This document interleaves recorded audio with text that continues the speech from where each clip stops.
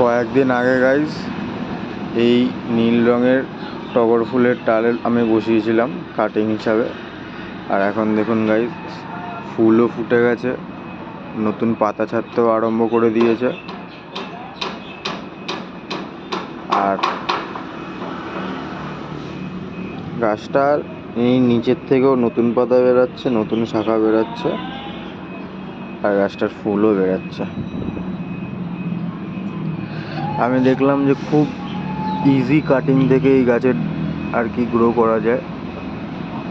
আপনারাও যদি এই গাছের ডাল আর কি ঠিকঠাক প্রসেস মেনে আর কি কাটিং বসান নর্মাল মাটির মধ্যে, আমি নর্মাল মাটিতেই বসিয়েছিলাম, আপনারা 100% সাকসেস পাবেন, আমি বলছি আপনাদের।